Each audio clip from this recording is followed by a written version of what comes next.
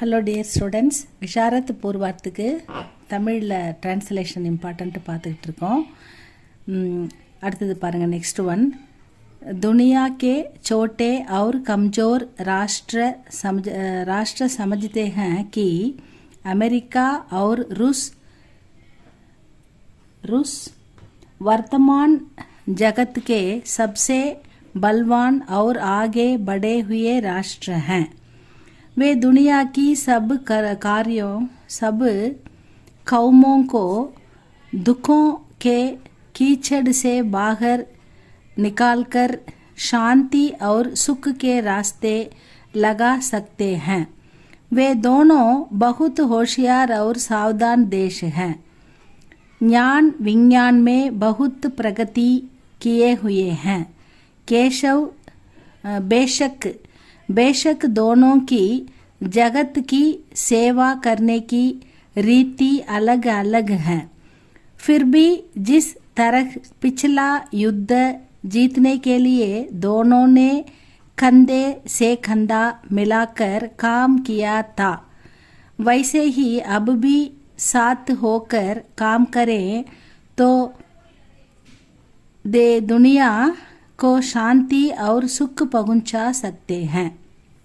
இதுக்கான தமிழ் விளக்கம் பாருங்க.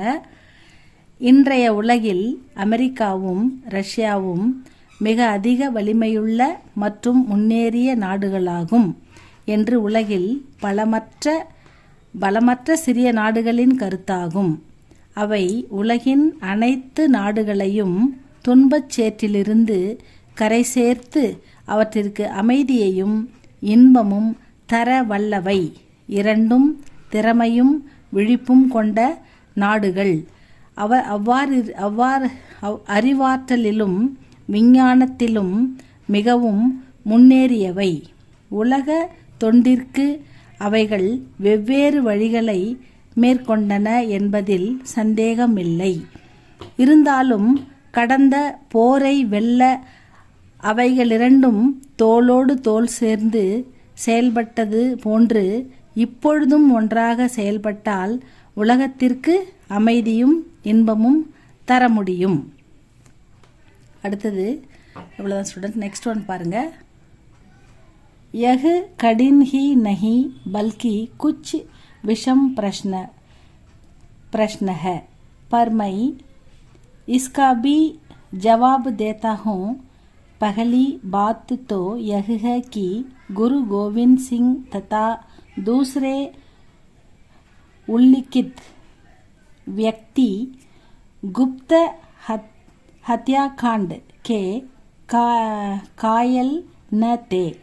दूसरे वे लोग अपने काम और अपने आदमियों को खूब जानते थे. पक्षांतर में आधुनिक क्रांतिकारी नहीं जानता कि उसका काम क्या है. उसके पास न वैसे आदमी हैं, न वह वायुमंडल है जो पूर्वोक्त देश भक्तों के पास था. இதனுடைய தமிழ் விளக்கம் பார்ப்போம். இது கடினமானது மட்டுமல்லாது சிக்கலானதுமான கேள்வியாகும். இதற்கான விடையும் நான் தருகிறேன். முதலாவதாக குரு கோவிந்த் சிங் மற்றும் மற்ற குறிப்பிட்ட நபர்களும் மறைவான படுகொலைகளை ஆதரிப்பவர்கள் அல்ல. இரண்டாவதாக அவர்கள் தங்களுடைய செயல்கள் மற்றும் தங்களின் வேலையாட்களின் செயல்கள் ஆகியவற்றை நன்கு அறிந்திருந்தனர். இன்றைய புரட்சியாளன் தன்னுடைய வேலை என்ன என்பதை அறியாதவனாக இருக்கிறான். அக்காலத்தில் தேசபக்தர்களிடம் இருந்ததைப் போன்ற ஆட்களோ சூழ்நிலையோ அவரிடம் இல்லை. அவ்வளோதான் இது. இதுக்கப்புறம் இன்னும் ஒன்று இருக்குது, அதையும் பார்த்துடலாமா? व्यापारिक उपज पैदा करने के काम में लगी हुई, अर्थात व्यापारिक उपज पैदा करने के काम में लगी हुई. जमीन की बारीक जांच पड़ताल होनी चाहिए। जिस समय लोग भूखों पर रहे हैं उस समय वर्जीनिया तंबाकू जैसी व्यापारिक फसल पैदा करने का कोई सुसंगत कारण नहीं बताया जा सकता। यह दलील की जिस पर ऐसी फसल उगाई जा रही है वह जमीन बहुत ही कम है।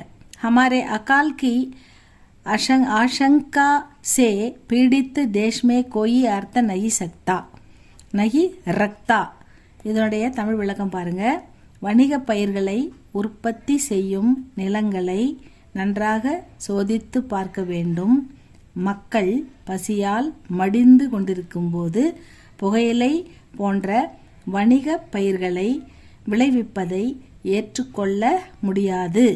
இப்படிப்பட்ட பயிர்களை விளைவிக்கும் நிலங்கள் மிக குறைந்த அளவிலேதான் இருக்கின்றன என்னும் காரணத்தை பஞ்சத்தில் அடிபட்ட நம் நாட்டில் சொல்வது அர்த்தமற்றது. இவ்வளோதான் ஸ்டூடெண்ட்ஸ், உங்களுக்கு தமிழில் டிரான்ஸ்லேஷன். இதை கொஞ்சம் நல்லா படிச்சுக்கோங்க. ஏன்னா நம்ம இதுலேருந்து எது வேணால் வரலாம். இதை நல்லா பார்த்துக்கோங்க. இதுக்கு அடுத்தது உங்களுக்கு தமிழ் டிரான்ஸ்லேஷன். அதுக்கப்புறம் என்ன கேட்டிருந்தீங்க, அந்த தமிழில் 2 மார்க் இடம் சுட்டி பொருள் விளக்கு கேட்டிருந்தீங்க, ஏஆர்சி. அதை அடுத்த வீடியோவில் பார்க்கலாம் ஸ்டூடெண்ட்ஸ். நல்லா படிங்க ஸ்டூடெண்ட்ஸ், ஆல் தி பெஸ்ட். ஏன்னா உங்களுக்கு 8ஆம் தேதி எக்ஸாம் இருந்தது இல்லையா, அதனால் 8ஆம் தேதி எக்ஸாம் வருது, ஆகஸ்ட் 8, 9. அதனால் நல்லா படிச்சுக்கோங்க. அடுத்த வீடியோவில் பார்க்கலாம் ஸ்டூடெண்ட்ஸ். முடிஞ்சால் உங்களுக்கு சப்ஸ்கிரைப் பண்ணுங்கள், லைக் பண்ணுங்கள். தேங்க்யூ ஃபார் வாட்சிங்.